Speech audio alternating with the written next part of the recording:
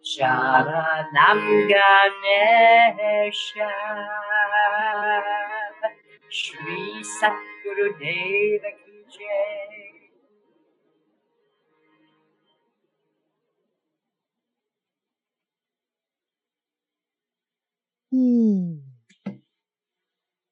A little taste of Ganesha. Oh, lovely. Very lovely. So this could go on and on for hours. That's right. And the thing is, I sped it up quickly because we were only doing a short moment of it. But normally speaking, you would do it at a certain pace. But then the key to ecstatic chanting is it does speed up. And so you'll be doing it along and it'll speed up. Sometimes they'll speed it up very slowly, bit by bit, sort of like bolero, but then sometimes you'll go at a certain pace and then hop up to a little faster pace. So, but also you have to understand that normally speaking, you'd have drums along with it. So to speed up, the drums come in and everybody leaps up and dances. And that's the point. You need to leap up and dance. And, it's an ecstatic experience. What can I say? It's an ecstatic experience. My goodness. And you do this in your classes as well, Bhavani? Well, yes, I do workshops on chanting, absolutely. And in the Applying the Magic of Mantra coming up at Kripalu, February 3 through 8, we will do the mantra all kinds of different ways. We'll speak it. We will chant it in the Vedic manner, which we did in the beginning. And then we will chant it in the ecstatic manner. And we'll do some yoga to it, and we'll do it silently. We'll do it just every which way. So that's the joy of it. But it's so fascinating because, in one way, here we are, 21st century America. What are we doing with all this Sanskrit chanting? Well, to me, what we're doing is having a good time. And I remember I have a good friend who works at General Electric, so you can understand he's kind of a engineer type. And he came to Kripalu for an evening of chanting, a kirtan. And at the end of the evening, he said, I've never seen so many people so happy and so mellow without alcohol. I love that statement because it's true. Ram Dass, the spiritual teacher, Ram Dass, wrote a book called Drunk on the Divine. Basically, it's like the Sufi dancing because what happens in the process of the ecstatic chanting is that you leap up and down and you are just chanting faster and faster and all these things. And all of a sudden, and then it ends and you're in this profound stillness when you can simply sit and meditate. So it is, it's really quite an extraordinary experience. Wow, my goodness. It's almost like clearing everything out of your mind and your body energetically. And then you just sit, then you're clear when you begin to meditate. That's exactly right. That's exactly right. I would say, the chanting, for those of us who respond to it, and not everyone does, there are some people who will say, oh, it's a nice ethnic experience. I don't know if I want to do it again, but hey, but for people who are drawn to chanting, it's like a magnet, and we're little metal filings. We come across a magnet and we're just drawn, and for us, it's like an elevator down to a very deep space. So it's a beautiful technique of meditation or a prelude, as I say, to meditation so that we can do the chanting and then, as you say, sit in a great, clear space. Yeah, it's good stuff. Well, I just want to let our audience know, or whomever might be listening live right at this moment, if you have any questions for Bhavani, please don't hesitate. If you're listening via the computer and you're watching this show live, I just want to let you know that you can there's a little box. If you scroll down your screen a little bit, there is a little comment box that you can actually submit your comment or your question, and I will read it directly to Bhavani. And those of you who might like to ask a question of her live, you are very welcome to call into this number, which is 323-476-3672. Again, 323-476-3672. And that is our conference line. And when you get on that line, you will type in the conference ID number, which is 607393 pound. Again, 607393 pound. And you'll be connected to our conference line, and we will have your call tracked into our line, and you can actually ask it directly to Bhavani. If you have any comments or questions, and especially of her upcoming class that she's teaching at Kripalu in February as well, I'm sure she is will welcome any questions that you might have concerning that class. I tell you, if I'm on the East Coast, I would love to come too. I'd love to have you there. That'd be great. Mm. That's super. We do have a good time, that's for sure. Yes. So Bhavani, so there's so many other deities. Now this is a part that is sort of that very fine line where when people say, well, yoga or mantra or chanting, it's religious, and, I'm Catholic, or I am whatever that their dominant denomination might be. And here, but you're saying it's spiritual. It's not a religion. It's spiritual. And then they're saying, but what are these deities? What, Ganesh and, Shiva, and who are they if they are not deities? Right. Exactly. Yes. One of the things that we like to say about yoga itself is that it is a spiritual practice. And the difference between a religion and a spiritual practice is that religions are exclusive. In other words, it's very tricky to be a Presbyterian and a Catholic at the same time. Mm-hmm. They're exclusive. You can do yoga and have any religion at all. There are priests who do yoga. There are rabbis who do yoga and teach it. And there are, every tradition does yoga, and the spiritual practices related to yoga. By the way, I will say that if anyone is interested, or you have friends who do wonder how you can do yoga and still be Christian, there's a very beautiful book called Jesus in the Lotus. It was written by Russell Paul, who is another mantra master. It's Russill, Paul.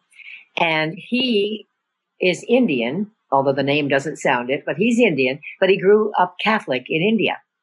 So he has a unique perspective on how these things work together, how yoga and Christianity work together. So I highly recommend that book for yourself or your friends if you are interested in that. But to me, the energies, and of course Deepak Chopra as well, talks about these energies as archetypes. So, for example, if you want to bring in a certain quality, a certain energy into your life, then you do mantra to that particular manifestation of that energy. Right? So, for example, Ganesha, to clear away obstacles. But the other energy we can talk about, particularly for the new year, because this is important to everybody as well, and that's the energy of prosperity or abundance. And that is ruled by Lakshmi. Lakshmi is the consort, but that just means the feminine energy of Vishnu, who is the energy of sustaining in the universe. To me, it's very wonderful, the trinity that the yogis have. There is the creator, the sustaining energy, and the destroyer or transformer. How reasonable is that? Everything in the world starts, it lasts for a while, and then it changes to something else. So the creator is Brahma, and his consort, Saraswati, is the energy concerning creativity, the arts, all of those things. And then Vishnu is the sustaining energy, and of course his consort, Lakshmi. And then Shiva, or Maheshvara, is the energy of transformation. And that's a whole other thing. Oh my goodness. Careful what you wish for. You can chant to Shiva, but you have to be prepared. You're saying, bring it on, universe. And normally speaking, the universe will. You have to be careful what you ask for. You know how that is. But let's look at Lakshmi then, because Lakshmi, a very beautiful energy, and we're talking abundance in every area of your life. In fact, Lakshmi is ordinarily represented with 4 arms, and that represents the four goals that people have in life. And she is of different complexions in different times. The pink complexion means compassion for all beings. And of course, she's either standing or sitting in a lotus. And the lotus is all the stages of the world and individuals. But so the four are the Dharma or righteousness, wealth, pleasures of the flesh, and the final moksha or liberation. So that's the story of the four arms, is what I was saying to you. But the abundance that we think of with Lakshmi, often we'll think, oh, that means money or something. But basically, it means abundance in every area of your life, whether it's your relationships, your work going well. Certainly, it does mean money. It can also be family, that kind of thing. So you can invoke the energy of Lakshmi to help you in any area of your life is the bottom line. So now, what about the things like when you say it invokes abundance in every area of the life? What about the things that are a little stressful, so to say? Yes, you can certainly work for abundance of peace in your life. That is good too. That is good too. Now, of course, we don't really want a totally stress-free life, because if you think about it, what does a flat line mean? It means you're dead. So life has, I always think life is a sine wave. It has ups and downs. And it's a very, so we do have some stress. In fact, good stress, someone preparing for someone's wedding or a birthday, something like that, good stress, they call eustress, eustress. It's only when we have chronic stress all the time that it's distress. And so we do want to do something about that. But not, we don't want a totally flat line, in other words. But yes, Lakshmi can be beneficial in that as well. But frankly, you may find another mantra in the book, Healing Mantras, that would deal even better with that. I don't have it next to me at the moment, but in the index, it's a very wonderful book. You can look up the word anger, for example, and it'll say page such and such, which means that you can have mantra that will help you deal with your anger. Because in India, mantra is used prescriptively. So whatever it is that you are working with, you can find a mantra to help with that situation. So it's very helpful. Now, I had also heard that certain individuals also use mantra for someone else, like someone dear to them. Yes. And they do the 40 days and 40 nights of mantra. For example, if they're going through a health issue or an anger issue, just things like that I've had individuals tell me that they've been doing mantra for someone else. It is certainly possible to do that. And frankly, oftentimes, if you have someone who is dealing with a health crisis, for example, we would get together and do a healing circle for that person, whether they were present or not, and do mantra, a particular healing mantra for that person. So that is certainly possible to do. Sometimes it's a little tricky when we talk about healing someone else. I often will talk about aligning with that person's original soul print of their being. So in other words, when we talk about healing, we often have a picture in our minds of what that should look like. Yes. It may not be their path. It may not be their dharma or their way that they have agreed in this lifetime. And so it's important to recognize that while I can certainly add to the frequency of their health and their well-being by doing mantra for them, I want to be careful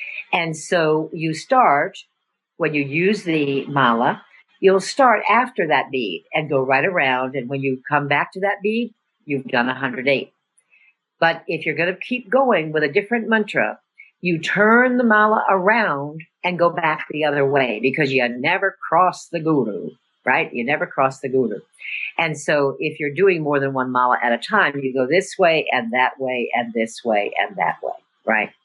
So, and frankly, there are families of, or groups of mantras that you might want to do. For example, Thomas Ashley Farrand has 16 healing mantras, or I'm sorry, for prosperity. He has 16 mantras that you would do, and you do them one after another. It takes about 48 minutes to go through the entire 16. And that's in the morning, and then again in the evening. And so you do those together as a group for 40 days. So it's certainly possible to combine mantras. That's almost an hour and a half a day. When you get to actually learn them and know them well, then you get more of a rhythm. But at this point, I'm struggling to even keep up with the 27 each. Yeah. Well, and that's the truth, that, and in fact, you can do them at any speed. So for example, if you are in a day when you have a lot of time and it is very meaningful to you, Om Shri Mahalakshmiye Namaha, Om Shri Mahalakshmiye Namaha. And then if you're busy and need to go, Om Shri Mahalakshmiye Namaha, Om Shri Mahalakshmiye Namaha. And the more you do them, the more they do come trippingly off the tongue, as Shakespeare would say, and therefore you can speed up. Mm-hmm. But yes, it is a commitment. That's why oftentimes I recommend you start small. Start with, Om Gam Ganapataye namaha, and you just do the mantra for 40 days with that one, 108 in the morning and the evening, and move on to the next. So helpful. And if you really want something short, just give yourself some peace. Om Shanti Om, Om Shanti Om. Shanti means peace. And so you do Om Shanti Om, Om Shanti Om, Om Shanti Om, Om Shanti Om. That's very quick. You get around the mala very quickly. Just don't cross that one bead. You are, and how much mantra you want to get into your life, and there you are. We have a comment that came in that I'd like to read to you, Bhavani. Yeah, I love that. I'm so happy to have come across this show. I am learning so much, and what a beautiful way to tune in. So that is a lovely comment for you. I appreciate that very much. Mantra, it's so fascinating because in one way it's such a simple thing. Mm-hmm. And yet to me, it's so powerful. And there are scriptures, the Bhagavad Gita, of course, means the Song of God. And that's part of the Mahabharata, a huge scripture. Well, there's another Gita that is often overlooked. It's called the Uddhava Gita. And Uddhava is another disciple of Krishna. And of course, Arjuna is the disciple who is taught by Krishna in the Bhagavad Gita. In the Uddhava Gita, Krishna teaches Uddhava. And Uddhava, Krishna is going back to heaven. So there's an opportunity for Uddhava, one of his chief disciples, to ask him. And it's beautiful because he asks all the kind of questions we would ask. What is yoga about and what's the best yoga? And Krishna goes over all the yogas. There's Hatha yoga, the postures, right? Balancing the sun and the moon of your body, Hatha. And there is Karma yoga, the yoga of action, using service to others as a tool for our growth. There's Gyan yoga, subtle discrimination of the mind, study of the self with the capital S. And then there's Bhakti. This yoga is Bhakti yoga. And what that means is the yoga of devotion. It is so simple. There's very little to learn. It's just such a simple practice. And yet it is one of the most powerful practices. And Krishna actually says, this is the practice that is the best one for the Kali Yuga, the age that we are in. And this age, I'm sure you may have noticed, is a little chaotic. It's hard to deal with, right? And so this is so simple. Just to give ourselves, to call out the names of God, and call out those energies that we want to bring into our lives. And really, in one way, it kind of reminds us what's important. Mm-hmm.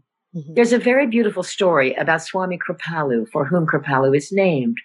He was given the mantra Om Namah Shivaya, which means I give reverence to Lord Shiva. Mm-hmm. Now, he was a young man at the time. And so at one point he went to his guru and he said, why do I have to keep saying I give reverence to Lord Shiva over and over? I mean, doesn't Lord Shiva get it? A good question, isn't it? And his teacher looked at him very kindly and said, Lord Shiva gets it. It's for your mind that you say it over and over. And that's a beautiful, beautiful statement, because it is true that mantra is so simple, but it does remind us of what is real in this world, what's behind this crazy, crazy world, and the personalities that we deal with, all the egos and the individuals, all these things. Mm-hmm. What's real is what's behind that. Mm-hmm. Mm-hmm. This is a great way to stay in touch with that. Well, Bhavani, we've come up to the top of our hour right now, and we gave it a little leeway here already because of that one little technical glitch that we had. But I mean, we, as you very well know, we must continue this in some shape or form, because I feel like we just keep touching the tip of that iceberg. Well, I would be so delighted. It's very special to me, and it's wonderful to be with you. And I so much admire what it is that you are doing. It is very important for this world that you are doing the work you're doing. So thank you for that. Well, thank you, Bhavani. Always just thrilled to be with you. And as we could not do what all we're doing is presenting the stage for you and other individuals who have so much to teach the rest of us. And I'm just be that forever child mind student. That's great. Well, it's such a joy to be with you. So Thank you. I could tell people one more time about the program coming up. Yes, please. Yes. It is a very special program. It's called Applying the Magic of Mantra to Your Life. But I call it a practice program, because many times you go to some retreat center of some sort and learn something, and then you have to go home and practice. But in this program, we're going to learn what it means to have a practice.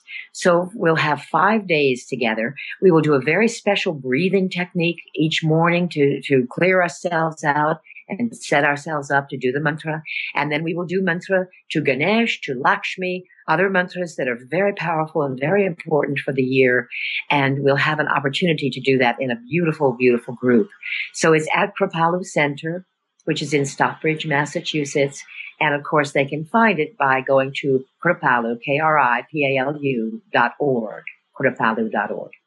So there it is. And I would love to have anybody who's listening, I'd love to have you with me for the program. Oh, yeah, I would love to be there. I think our whole Yoga Hub team would love to be there. Maybe one day we'll be lucky enough to stream it live. That's great. And also, I'd like to remind everybody that they can actually be in touch with you through your website. And I do believe we've had it up on the screen most of the time, which is Soul Flight. Is that correct? Oh, no. Let's give them BhavaniLorraineNelson.com. BhavaniLorraineNelson.com. And you will see that also on this episode and online as well. So they'll be able to click a link, Bhavani, to bring them straight to your site. As well as, I'd like to tell everyone also that you have a series of CDs in the Shop Yoga Hub shopping cart, one is Amba Bhavani, Meditations in Chant, another called A New Dawn, In the Hands of God, Meditations Made Possible, Soul Flight, which is such a beautiful name. And Soul Flight is the one that is 3 very powerful mantras. And I do it very meditatively, so you can chant along with me. The words are there, and it's a mantra for healing, the Mahamrityunjaya, and a very powerful mantra, the Gayatri, where they say that if you only did one mantra in your life, it should be the Gayatri. So those are on the soul flight. Wonderful. Well, that then we must focus that on to that one for everyone. Yes, very good. And also, Bhavani had a previous, during the previous Virtual World Yoga Meditation Conference, she did a wonderful presentation on loving kindness, a meditation for our times. And that is also available in shopyogahub.com. You will definitely see all that on the site, and the links will be there for you to make it very convenient. And we look forward to this, of course, being on iTunes shortly so that you can download this and listen to it over and over again and follow with Bhavani doing her mantra and her chanting. Thank you so much, Bhavani Lorraine Nelson, again for honoring us. And we hope to have you back on a regular basis. We hope that you will consider that. I would be delighted, totally delighted. And of course, we would like to thank each and every one of you for joining us and supporting us in this new platform of education and information. We are always grateful for your continuous support, and we look forward to hearing how we can support you better. So we are excited to announce that the Magical Medical Tour is now fully up on iTunes, and Flowing into Awareness, I do believe, is as well. Trinity of Life, we're doing it a segment at a time. And when they're available, you will see on the website under that episode that there is a direct link to iTunes to make it convenient for you again. And we would be so appreciative if you would take a moment to rate our show within iTunes. That would really help support us. And also comment on the shows when you have the moment to listen to them and follow us.